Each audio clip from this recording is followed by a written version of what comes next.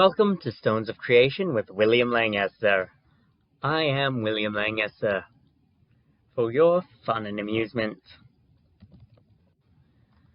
Now, we're here to talk about Stones of Creation, which is a idea I've had for a fantasy world. I can't draw, but since it is going to be a YouTube video, I feel like not having any sort of video or, at least picture would be weird. And the best way to do it would be to be able to sketch at the time on the blackboard. That is this area here. That's not a real blackboard, obviously. Anyway, Stones of Creation. What is it? Well, it is going to be, this is a fantasy world building endeavor.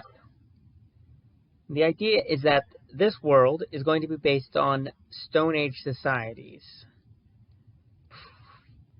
Prehistory, Neolithic, various things. There's not a lot of Stone Age fantasies. There are fantasies that involved Stone Age people, tribals, but not a lot that involve Stone Age societies as a main focus. Generally, they're kind of a tertiary effect, if even thought heavily about when introduced. Just some way to have a kind of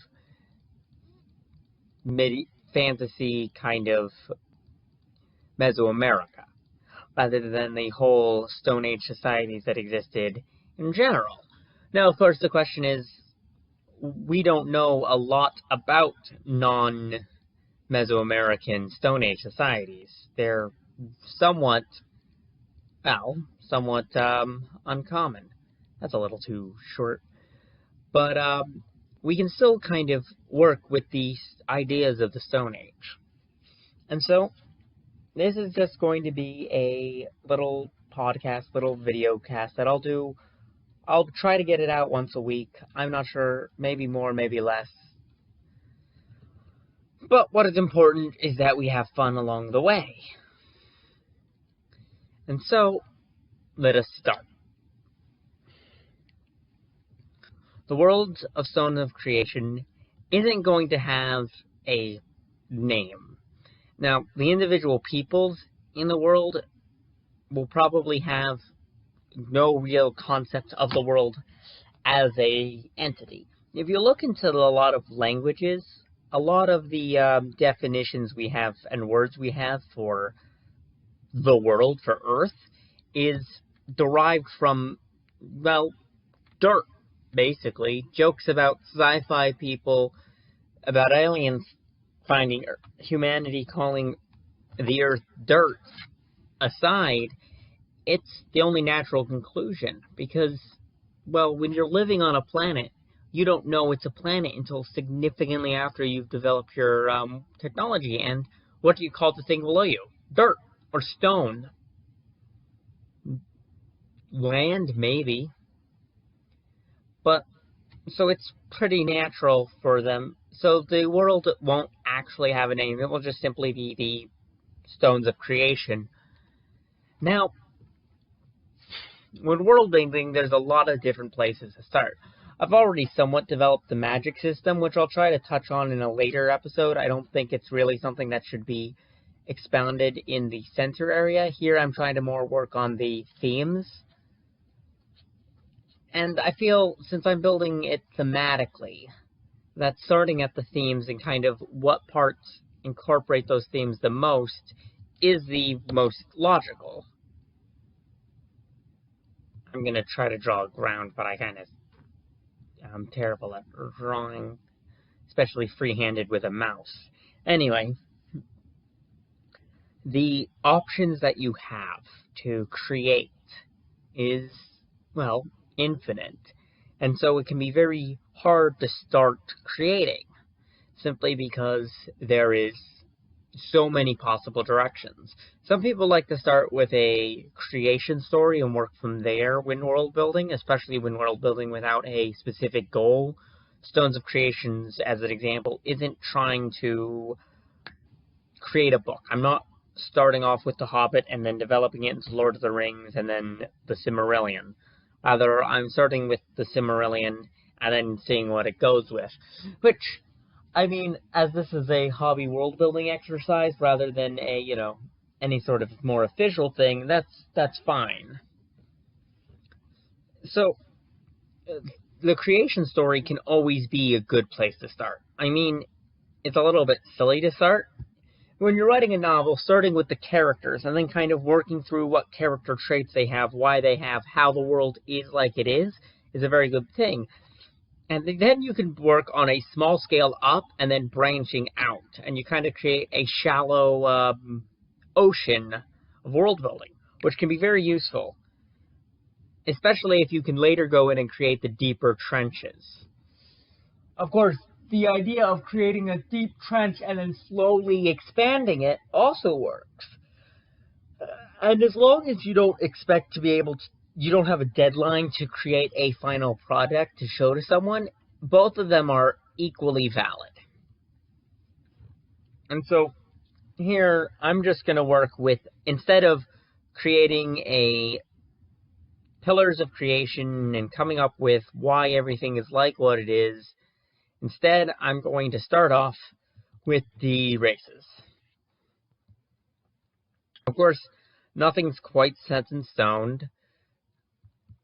but there are several ideas floating around in my head. Now, I want there to be not too many races, but enough that it's in the fantasy aesthetic. I feel 6 to 8 is a good realm for that. Now, people like to include humans. Humans in fantasy mainly serve as the viewpoint characters. They serve as something we're familiar with. If the other races are like giant spider creatures and giant worm guys, even if they're clever and intelligent and entirely human in their mind, it can be hard for people to kind of entirely get to them. It's a lot harder to connect to the spider or the worm than it is to someone who's just like us, just in a different world.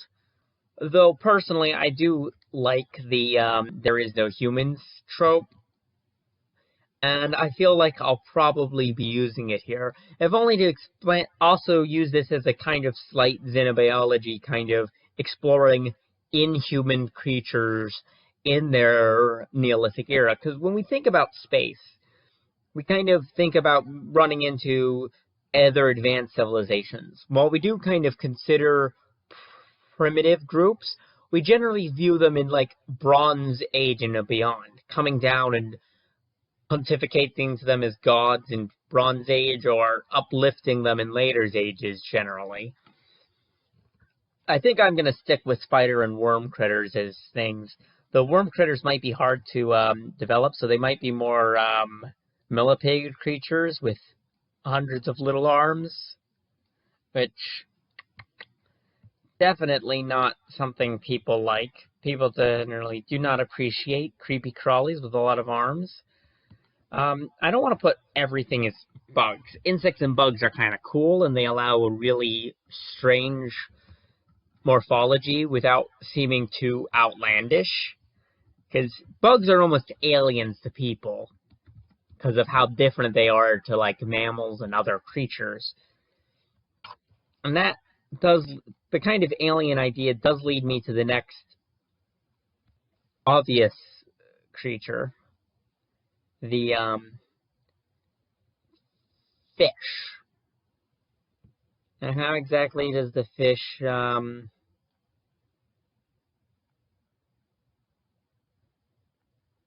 so just kind of putting out 6 to 8 ideas. We have spider critters, millipede creatures, and fish things. Now, how exactly will they all interact? What are the details on them? Don't know yet. We don't need to know yet. Again, we're just spitballing, working out. And all of these are very Earth-based. Now, going with the crazy ball of tentacles and nonsense thing is a valid alternative, is a valid thing, but honestly, I feel that tentacles generally in fantasy are viewed in very specific lights that aren't kind of what I'm going for here. So as much as just having crazy infinite limbs critters are kind of a neat idea, I think I'm going to nix that as part of the primary races. Now, a lot of races are humanoid. And one of the things I'm doing here is trying to kind of think beyond just going, yes, humanoid, or human plus, like elves and dwarves, where they're just, this is a human, but with X. Now, we could have lizard people. Lizard people are always kind of fun. I think I'll go with them as my most human kind of people. Also, avoiding humanoids right now just because I kind of, well, you may have noticed, but I kind of suck at drawing. Yeah, lizard snake people with, like, arms and a lamia tail.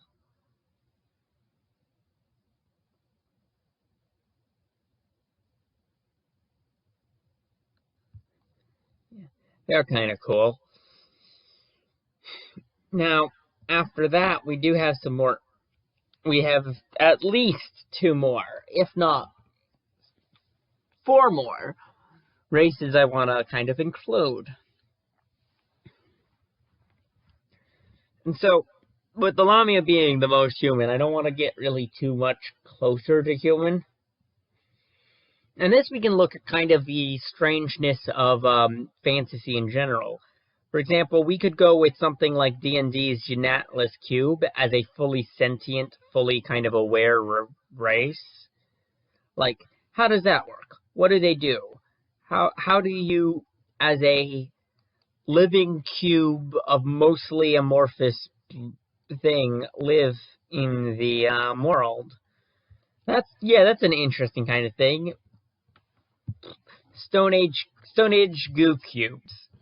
Stone Age goo cubes will be a thing. Beautiful. Now, plant critters generally are viewed as solid, not moving, though the idea of some sort of bud, some sort of bulb with however it sends his stuff, and a series of vines that support it and serve as roots, which it just rapidly grows new roots and just shivers off the old ones. It's kind of neat, and I think I'll go with that as the next race. And there we have 6 races. I think I'll go with 6 just because my ideas of making them all very inhuman means I think it's better to go fewer, deeper races rather than more kind of shallow races. And so we have our races. Now, what are we doing with the world? Well, the world map I don't really think is necessary. One of the interesting parts about world building in a Stone Age thing, especially if you start on the smaller, closer to creature level, is you're going to not need to worry too much about making the world map, because there will be no need for a world map. Now, of course, how did the world come to be? How did our races come to be in this Stones of Creation? We have these guys, but what are they doing? How did they get here? Those are important questions, very good questions. And so, when we look at everything, we need to consider what brought us here. And so, this, to cap off our introductory episode, we'll be going over a rough outline of some kind of creation story. This will be outlining the whole, how everything got here, where we're going, and such. The ideas in here will kind of serve as part of the foundation for everything going forward in some ways. In other ways, we're not working it. Well, so to start off with the creation story, we have the question: how do we deal with God? God is very important in creation stories because either there is one or there isn't one. And personally, as a fan of world building, I prefer spiritualism, where kind of everything has its own life force, its own kind of being. And you would have, like, instead of the god, you would have a god of this forest. You would have the god of this forest, and you'd have all the little gods of each. You'd have the spirits of the trees and the god of each grove and such, and they're all kind of existing together. And you just have this mass of spirit things. Now, of course, then you get to the question of if we don't have a proper god and we have massive spirit things that are coming from the world itself, well, then the creation of the world is kind of important. And so, in some areas of these kind of things, you have some sort of grand spirit. You have some sort of thing that was greater than everything else. And so, that could be interesting to have, but then you're just kind of reintroducing gods. Instead of the creator deity or deities, you instead have these grand spirits that are basically just creator deities but labeled differently. And so we have a kind of stuck there if we go with that. Now, obviously, there are other options than just making it so that we have everything. But the world can be more complicated if we wish. And of course, we're in charge of this world. So we can go with whatever we want for the creation. So, pretty simple, pretty standard. In the beginning, there was nothing.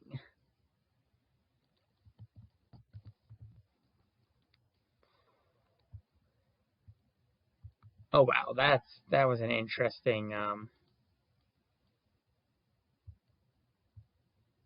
Might want to change that tiling. Symmetry tiling is.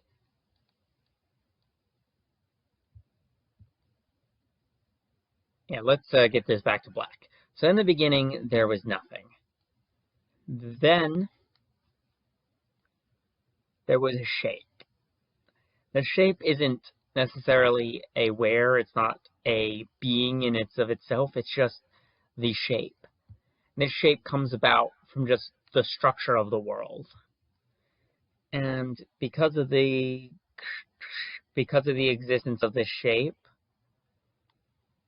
greater shapes start propagating, reflecting angles, kind of new agey in that sense, where you just have expanding sections, expanding shapes, new things growing from one another. And these shapes create patterns. And this pattern is reality. And so, when the grand shape was made, everything came to be.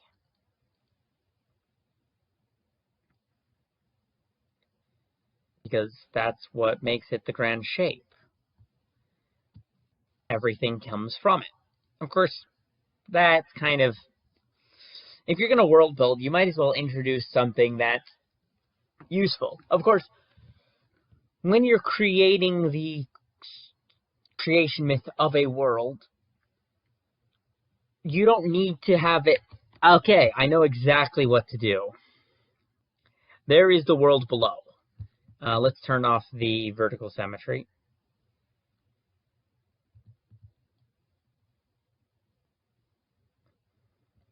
There was the world below.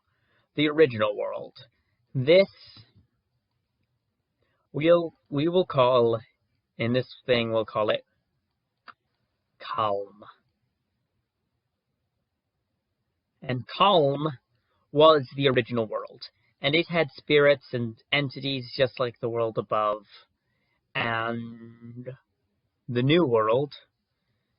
But there was a disaster, some sort of calamity ongoing, and the world of calm was breaking down. Maybe the old entities there were broken, there was some displeasure going on, something was happening, and everything was breaking down, and calm was dying.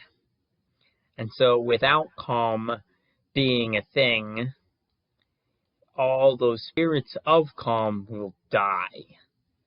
And so they started working, and they created the foundations of the new world of Nulk,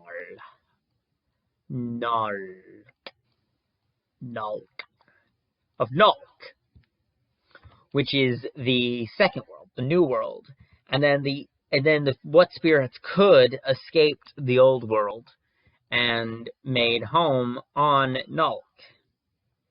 Whatever calamity couldn't follow them, perhaps because of the way they built Nulk, the calamity could not occur on Nulk. And so calm endlessly burns below. Maybe not burning, but whatever calamity is endlessly ongoing, with certain old spirits trapped there eternally dying and being reborn, trying to reach up. Maybe this gives us some sort of demon entity in the future if we wish to work with it, where the Calmians. And so already we have 3 different types of spirits we can work with. 3 different areas we can exist with. We have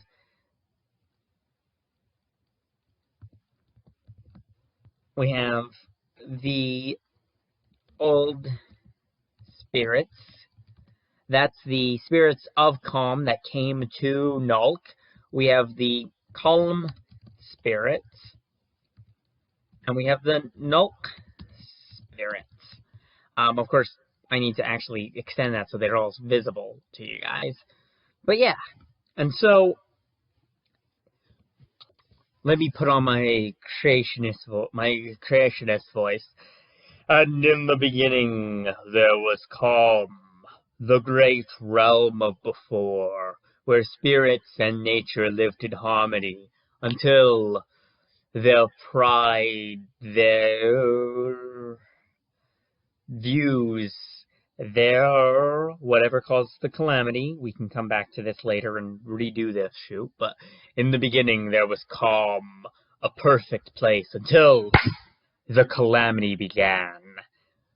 Those spirits of calm that were collected and had not caused the calamity worked tirelessly as the world burned around them, creating a shield, a higher place of being, the realm of Nulk.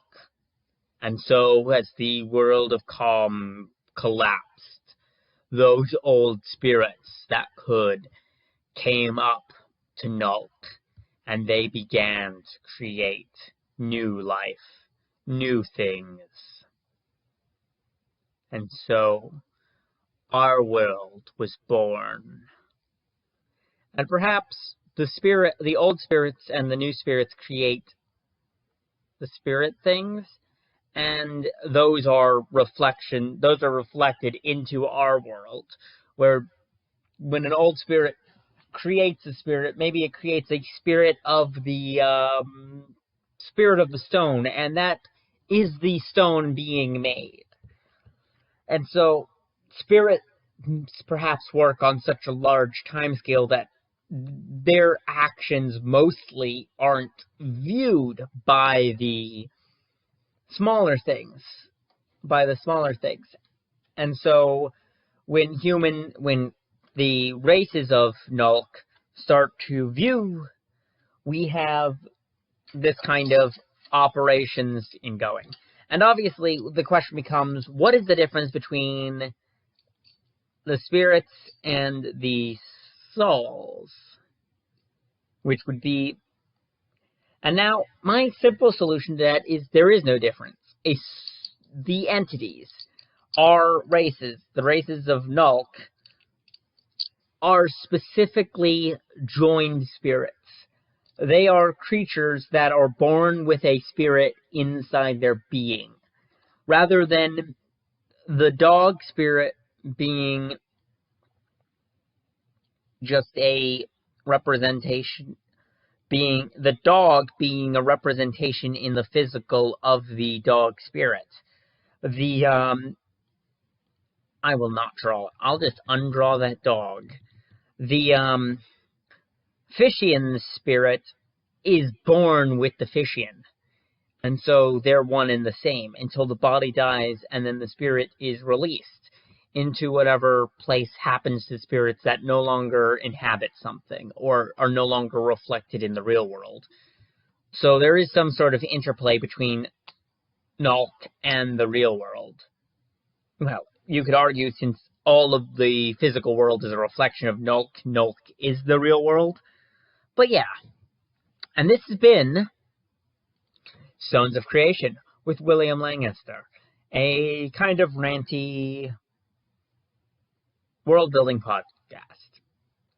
Thank you very much. I hope to see you again.